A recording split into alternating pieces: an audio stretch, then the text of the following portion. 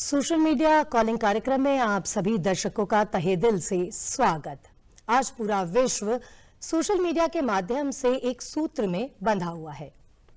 चंद सेकंडों में ही सूचनाओं का आदान प्रदान हो जाता है। हैशटैग ट्रेंड करने लगता है और कई बार कुछ इस तरह के हैशटैग भी ट्रेंड करने लगते हैं जिनकी जरूरत भी नहीं होती है। बहरहाल सोशल मीडिया का सकारात्मक और नकारात्मक दोनों ही पहलू है। अगर हम सकारात्मक पहलू की बात करें तो ये कितना स्ट्रांग है, कितना मजबूत है, ये देखने को मिला जब प्रधानमंत्री नरेंद्र मोदी के द्वारा वंदे मातरम गीत का 150 वर्ष पूरा होने पर उन्होंने आह्वान किया। युवाओं से लेकर सभी ने इस आह्वान को आत्मसात किया है और तेजी के साथ ये आगे बढ़ रहा है और 300 मिलियन से ज्यादा व्यूज अब तक इसे मिल चुके हैं।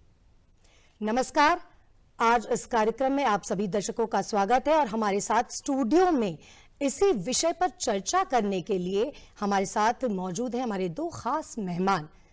सबसे पहले हमारे साथ मौजूद हैं प्रोफेसर डॉक्टर भारत, जो कि पंजाब विश्वविद्यालय से जुड़े हुए हैं और आपको बताएं कि ये अधिष्ठाता हैं सूचना एवं जनसंपर्क विभाग में। और हमारे साथ जुड़े हुए हैं दूसरे मेहमान, इनका भी स्वागत है और ये हैं रिटायर्ड मजिस्ट्रेट नरेंद्र मल्होत्रा जी। आप सभी का स्टूडियो में बहुत बहुत स्वागत है सर। सबसे पहले हम बात करेंगे वंदे मातरम। प्रधानमंत्री नरेंद्र मोदी ने आह्वान किया है और महत्वपूर्ण ये है कि युवाओं की इसमें बड़ी सकारात्मक भूमिका नजर आई है। 300 मिलियन व्यूज अपने आप में एक बयां करते हैं किस तरह से युवा इसमें अपनी भागीदारी कर रहे हैं। तो सबसे पहले मेरा जवाब जो है मैं लेना चाहूंगी प्रोफेसर डॉक्टर भारत से। आप किस तरह से देखते हैं सर? जहां तक वंदे मातरम का प्रश्न उठता है, हमको लगता है मातृभूमि से बढ़कर कोई चंदन नहीं होता। मातृभूमि से बढ़कर कोई चंदन नहीं होता, वंदे मातरम से बढ़कर कोई वंदन नहीं होता। तो इसके लिए जितने भी मिलियन, जितने भी ट्रिलियन व्यूज आते हैं, हमको लगता है वह कम है, क्योंकि भारत माँ के व्रत पुत्रों के द्वारा, भारत माँ की व्रत पुत्रियों के द्वारा जितना भी इस माँ की महिमा मंडित की जाए, जितना भी इस माँ का श्रृंगार किया जाए, जितना भी इस माँ को नतमस्तक किया जाए, वह उतना ही कम रहेगा जी।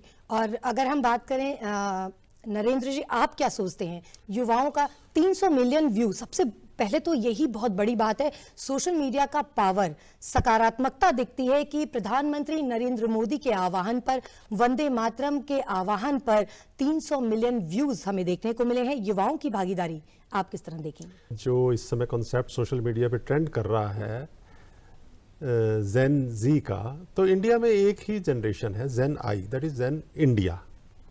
हमारा यूथ प्रो इंडिया है, प्रो इंडियन है, क्योंकि यहाँ की समस्याएं को हमारी सरकार एड्रेस करती है और वंदे मातरम की इस समय आवश्यकता 1905 की तरह इसलिए पड़ी है कि दो मोस्ट इंपॉर्टेंट चीज़ें जो इस समय भारतीय परिप्रेक्ष्य में इंडियन सिनेरियो में इमर्ज हो रही हैं, वो है एक स्वदेशी की आवश्यकता और दूसरा कम्युनल फोर्सेस और कास्ट फोर्सेस जो इंडिया की डिवाइसिव नेस की तरफ ले जाना चाहती हैं। उन दोनों को 1905 में भी वंदे मातरम मूवमेंट ने शुरू किया था और आज भी उसकी ज़रूरत है।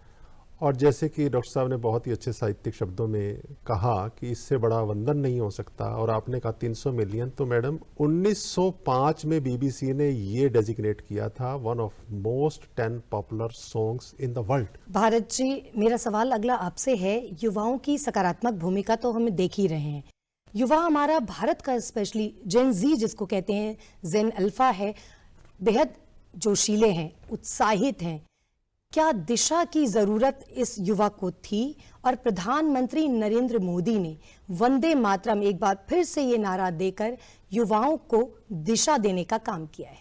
हमको लगता है जिस प्रकार से भारत 2047 के सपने को लेकर आगे बढ़ रहा है, जिस प्रकार से भारत विश्व में अपना जगत गुरु, विश्व गुरु का दर्जा दोबारा से प्राप्त करने के लिए आगे बढ़ रहा है, जिस प्रकार से भारत विकसित भारत के रूप में आगे बढ़ रहा है, आत्मनिर्भर भारत के रूप में आगे बढ़ रहा है, हमारे देश के यशस्वी प्रधानमंत्री जी के द्वारा जो ये मुहिम उठाई गई है कि हम इस मुहिम के अंदर युवाओं की भागीदारी किस प्रकार से सुनिश्चित कर सकते हैं, हम युवाओं को अपनी भारत मां की मुख्य धारा से किस प्रकार से जोड़ सकते हैं।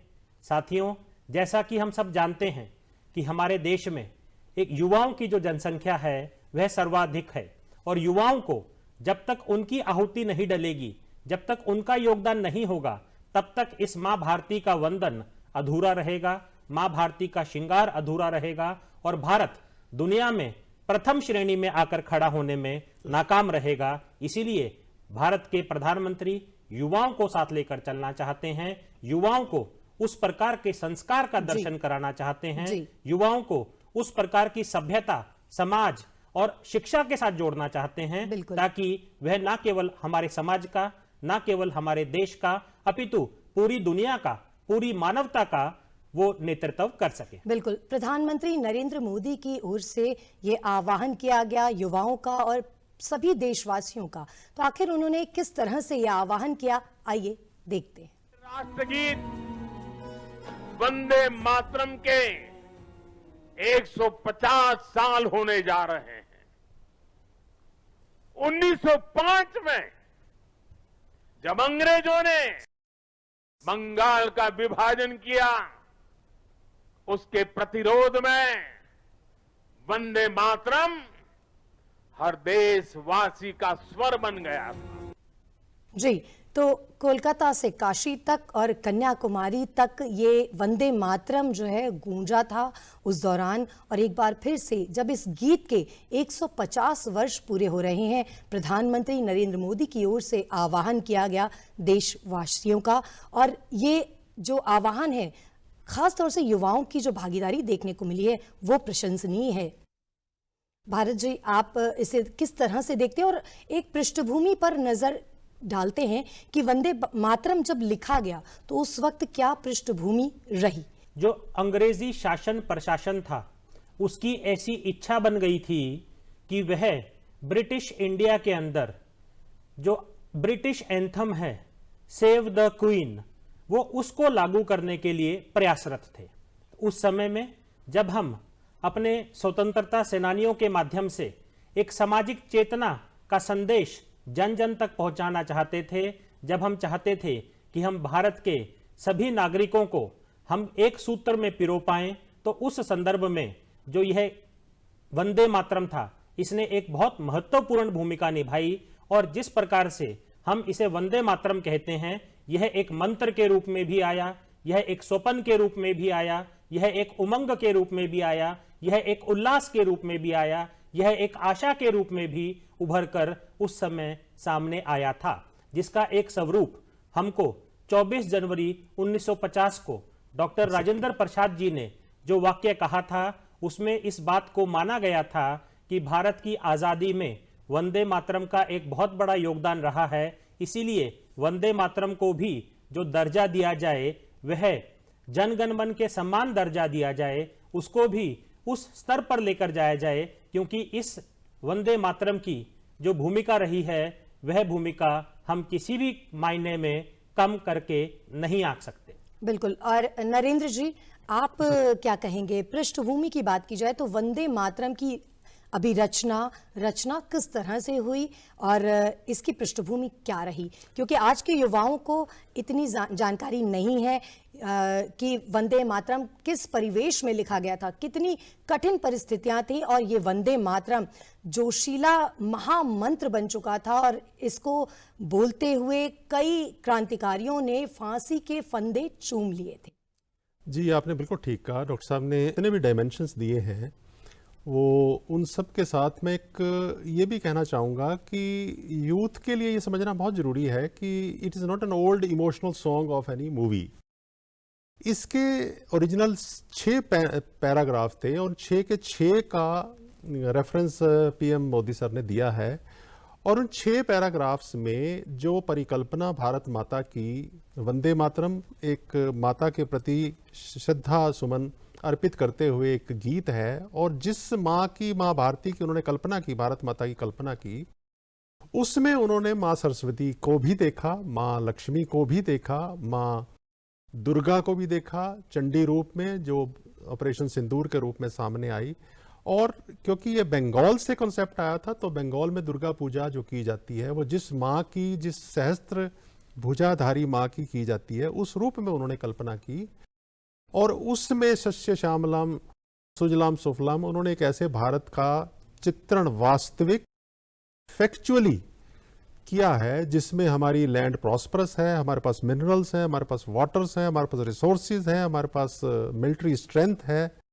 इस चीज की जरूरत 1905 में भी थी, जिसने अंग्रेजों को बांग्लादेश, जो बंगाल विभाजन था, उस फैसले को रद्द करने के लिए मजबूर कर दिया था। और आज भी स्वदेशी की आवश्यकता इन view of the trade war जो इस समय चल रहा है उसके संदर्भ में देखने की आवश्यकता है। और वंदे मातरम उसका एक, अगर मैं एक लेटेस्ट नैरेटिव के रूप में इसको प्रेजेंट करूं तो वो एक रोड मैप प्रोवाइड करता है how India should go emotionally, militarily, socially and economically, commercially, lawfully, legally, rationally and intellectually.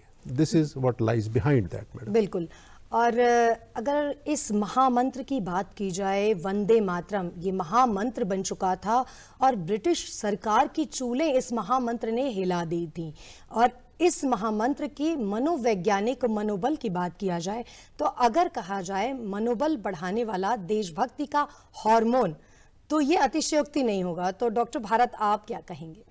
हमको वो पंक्ति ध्यान आती है जिसमें प्रधानमंत्री हमारे देश की जनता को संबोधित करते हुए कहते हैं, सौगंध मुझे इस मिट्टी की, सौगंध मुझे इस मिट्टी की, मैं देश नहीं झुकने दूंगा, मैं देश नहीं मिटने दूंगा। हमको ऐसा लगता है जब प्रधानमंत्री इस प्रकार से संबोधित करते हैं तो वह न केवल आज के युवाओं को, अपितु आज के बुजुर्गों को, आज के किसान को, आज के जवान को, आज इस समाज के हर वर्ग को अपने साथ लेकर चलना चाहते हैं।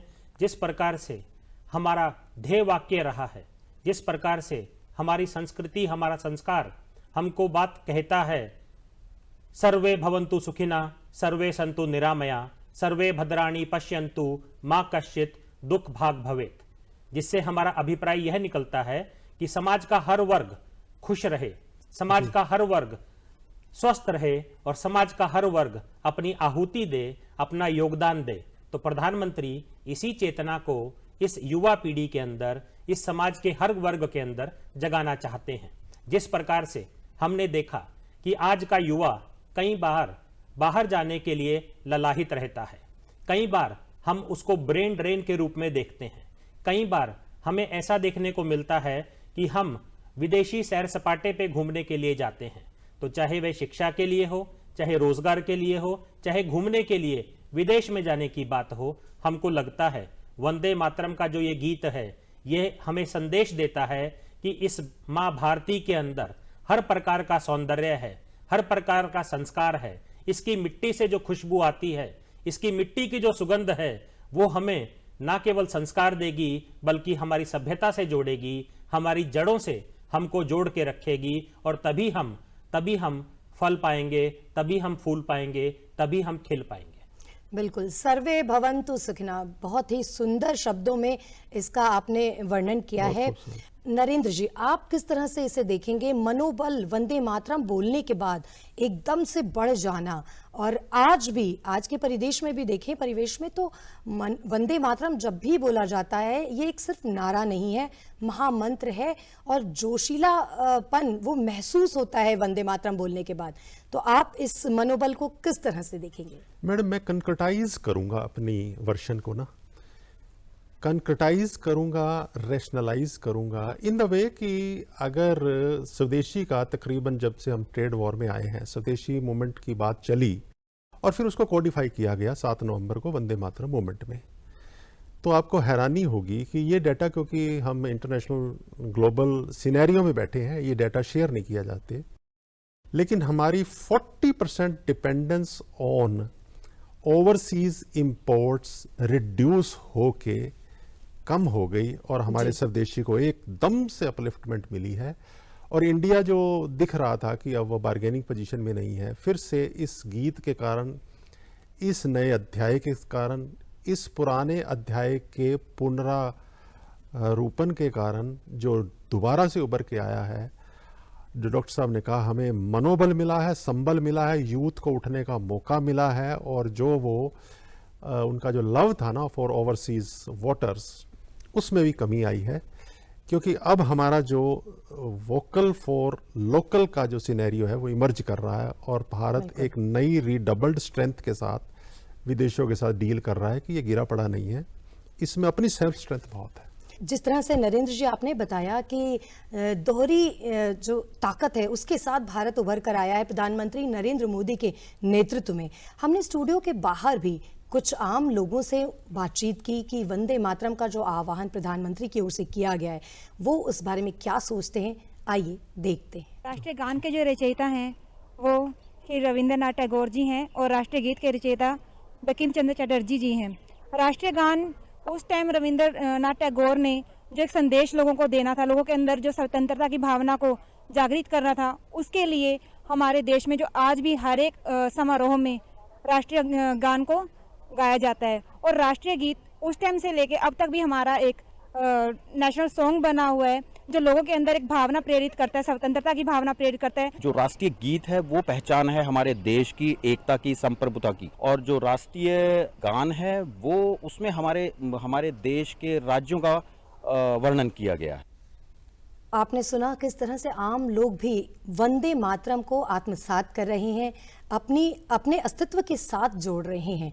और भारत जी, आपसे मैं पूछना चाहूंगी कि राष्ट्रगीत और नेशनल एंथम ये एक महत्वपूर्ण विषय है, क्योंकि वंदे मातरम हमारा राष्ट्रगीत है और जन गण मन हमारा नेशनल एंथम है। तो इन दोनों के बीच में डिफरेंस क्या होता है? राष्ट्रगीत किस तरह से अधिक महत्वपूर्ण है, नेशनल एंथम तो हमारा सबसे महत्वपूर्ण होता ही है।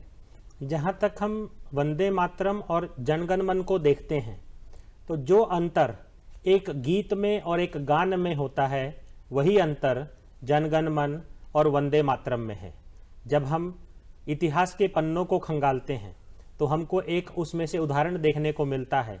15 अगस्त 1947 को सरदार वल्लभ भाई पटेल जी के आग्रह पे पंडित ठाकुर जी ने ऑल इंडिया रेडियो के ऊपर जो धुन बजाई थी सुबह 6 बजे, उस समय सबको कानों में सुनाई थी, वह वंदे मातरम की थी, ताकि उनके अंदर एक जोश भर सके, उनके अंदर एक खुशी का एहसास हो सके। परंतु जब हम जनगण मन को देखते हैं, जनगण मन इसलिए महत्वपूर्ण होता है क्योंकि हमें उसे संविधान के दर्जे में शामिल किया गया है, इसीलिए जनगण मन की अपनी महत्व है और वंदे मातरम अपना एक उचित स्थान रखता है। आज के युवा की अगर बात की जाए तो राष्ट्रगीत कहीं ना कहीं अब तेजी के साथ युवाओं में भी ट्रेंड कर रहा है, युवाओं को भी बेहद पसंद आने लगा है। नेशनल एंथम तो सभी के लिए महत्वपूर्ण है, लेकिन राष्ट्रगीत ये वंदे मातरम, और ख़ास तौर से जब प्रधानमंत्री नरेंद्र मोदी की ओर से आह्वान किया गया है 150 वर्ष इस गीत के पूरे होने पर, तो युवाओं में इसकी जो महत्वता है वो बढ़ती हुई नजर आ रही है। आप किस तरह से देखेंगे भारत जी? सुजलाम सुफलाम मलयज शीतलाम शस्य श्यामलाम मातरम। हर पंक्ति के अंदर, हर शब्द के अंदर जो ऊर्जा जुड़ी हुई है वह ऊर्जा आज की युवाओं की ऊर्जा के साथ मेल खाती है। आज का युवा आज के समाज में एक महत्वपूर्ण सकारात्मक भूमिका निभाना चाहता है, और हमको लगता है प्रधानमंत्री के इस प्रकार के प्रयास, सार्थक प्रयास, अथक प्रयास सही दिशा में युवाओं को मोड़ रहे हैं, युवाओं को जोड़ रहे हैं, ताकि हम 2047 का इंतजार ना कर सके और भारत को उससे कहीं पहले विकसित भारत बनाकर, विकसित भारत हम निर्भर भारत बना सके, दुनिया के सामने पेश कर सके। जी नरेंद्र जी, आप इस बारे में क्या सोचते हैं, आपके क्या व्यूज हैं, आप बताएं। देखिए मैडम, ये हर देश के लिए एक ऐसा सॉन्ग जरूरी होता है, नेशनल एंथम, और जो राष्ट्रीय गीत हम वंदे मातरम की बात कर रहे हैं, तो नेशनल एंथम इज मोर और लेस एक official song which is sung on administrative functions, which has got constitutional validity, और उसका एक पोस्चरिंग होती है, उसका एक टाइम होता है, और भाई इस तरह से खड़े होके ये गाना है, उसके साथ हमारी नेशनल डिग्निटी जुड़ी हुई है, नो डाउट नेशनल जो हमारा वंदे मातरम उसके साथ भी जुड़ी हुई है, लेकिन और दोनों ही they described about the various aspects and various dimensions of India. जी नरेश जी। लेकिन वंदे मातरम एक इमोशनल और सेंटिमेंटल सॉन्ग है which runs through the veins and nerves of every human being, सोते जागते बिल्कुल हर समय उसके अंदर मैं उस माँ भारती को प्रणाम करता हूँ, जी। आपको श्रद्धा सुमन अर्पित करता हूँ। It has a wider contest. Narendra ji, हमने बाहर भी कुछ लोगों से बातचीत की, आखिर वो राष्ट्रीय गीत को कितना जानते हैं, तो आइए देखते हैं कुछ और वीडियो बाइट्स। राष्ट्रीय गान जो कि रविंद्रनाथ टैगोर जी ने लिखा है, और वंदे मातरम हमारा राष्ट्रीय गीत जो कि बंकिम चंद्र चटर्जी ने लिखा है। राष्ट्रीय गान जो कि सिर्फ राष्ट्रीय एकता के रूप में जाना जाता है, और हमारा वंदे मातरम राष्ट्रीय गीत जो कि स्वतंत्रता का प्रतीक माना गया है। जो राष्ट्रीय गीत है वो बंकिम चंद्र चटर्जी ने लिखा है, और जो राष्ट्रीय गान है वो रविंद्रनाथ टैगोर जी ने लिखा है। जो राष्ट्रीय गीत है वो हमारे देश, हमारी मातृभूमि की वंदना है, और जो हमारा राष्ट्रीय गान है उसमें दिखाया गया है कि हमारा देश कहाँ से कहाँ तक का था और इसका कल्चर कैसा है। राष्ट्रीय गीत जो कि हमारा है वंदे मातरम, और राष्ट्रीय गान है हमारा जन मन गण अधिनायक। जी, तो हमारे युवा और सभी लोग राष्ट्रगीत को भी पहचानते हैं और नेशनल एंथम को भी। ये एक महत्वपूर्ण और अच्छी बात है। सकारात्मक सोच किस तरह से आगे बढ़ रही है, ये वीडियो बाइट्स में हमने देखा कि युवा भी हैं और उससे बड़ी उम्र के भी हैं, सभी बड़ी सकारात्मक सोच रखते हैं। भारत जी, जहाँ तक युवाओं की सोच की बात है, जहाँ तक सकारात्मकता की बात है, हमने जिस प्रकार से आपको पहले बताया था कि इसमें एक एक शब्द जो पिरोया गया है, एक एक अक्षर जो है वह एक संदेश लेकर आता है, वह एक भावना के साथ हमको जोड़ता है, वह हमको इस प्रकार की उमंग और तरंग से जोड़ता है जिस प्रकार से सर ने बहुत बखूबी तरीके से स्वदेशी की बात को रखा है। आज हम कुछ भी कर लें, युवाओं को स्वदेशी से जोड़ना मीन्स भारत माता से जोड़ना। युवाओं को स्वदेशी से जोड़ना इसका मतलब आत्मनिर्भरता की ओर एक कदम बढ़ाना।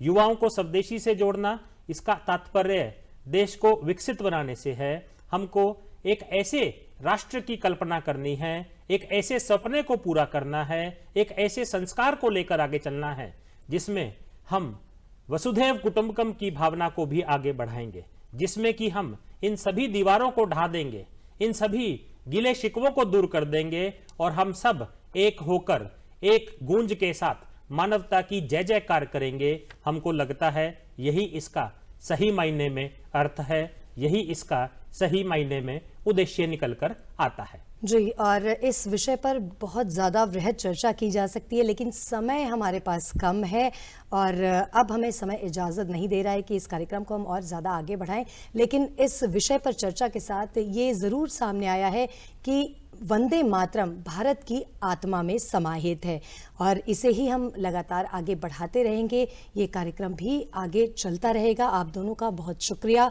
इस कार्यक्रम में हमारे साथ इस विषय पर चर्चा करने के लिए। और अपने दर्शकों को हम बता दें कि इस कार्यक्रम को वो डीडी पंजाबी, डीडी हरियाणा के सभी प्लेटफॉर्म्स पर देख सकते हैं और सोशल मीडिया के भी सभी प्लेटफॉर्म्स पर यह कार्यक्रम उपलब्ध है, आप देख सकते हैं।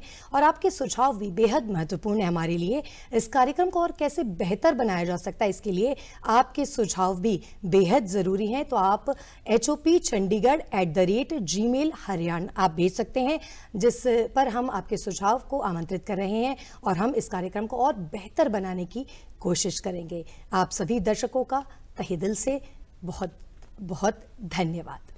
धन्यवाद।